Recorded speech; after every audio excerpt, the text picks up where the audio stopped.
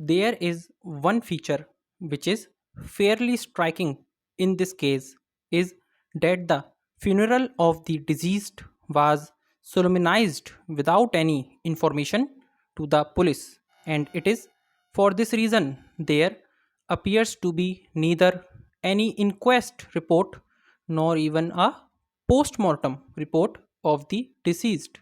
This circumstance may mitigate against the husband, but there is nothing on record to indicate that the appellant was responsible for any such activity. The prosecution has not led any such evidence complaining about the disposal of the dead body in the aforesaid manner to establish an intent on the part of the appellant to either obliterate the evidence or otherwise destroy it. The ocular testimony of Ramkumar PW1 and Shrimati Seema Devi PW2 is totally silent in this regard. In such circumstances, any presumption against the appellant under any of the illustrations of section 114 of the Indian Evidence Act would be impermissible, as there is complete lack of evidence on this score.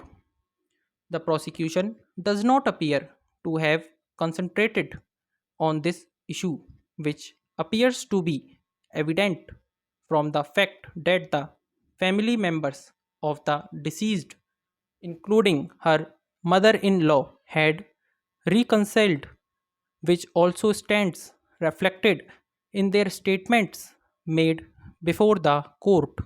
Consequently, what we find is that in the entire evidence of the prosecution, no element of means re arose to implicate the appellant for having intentionally murdered the deceased. Next para. However, as indicated above, the factum of throwing the cloth soaked in kerosene causing injuries to the deceased is established from the dying declaration of the deceased. The status of the dying declaration has already been held unimpeachable by us, as it is corroborated by the testimony of the Naib Tehsildar PW6 Ravi Kumar and PW9 Dr. Dilip Kumar Roy. In such circumstances, we are of the opinion that the appellant had the knowledge, if not the intention, to the extent that her action is likely to cause death of the deceased in the ordinary course of things.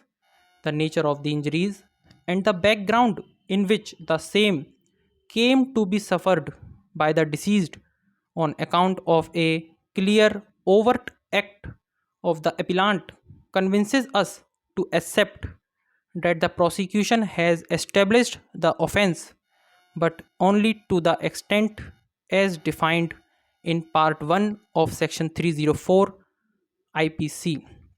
The prosecution, in our opinion, to that extent has succeeded in traveling the distance through its evidence from must have been to must be in the present case, and the appellant had such knowledge so as to cause death when she committed the offense. There is, as recorded above, a complete lack of evidence beyond reasonable doubt about the intention of the deceased of the appellant to commit murder of the first degree. Our conclusion to that extent is not an alternative opinion but the only possible view, and therefore we are unable to accept the view taken by the trial court. Stop.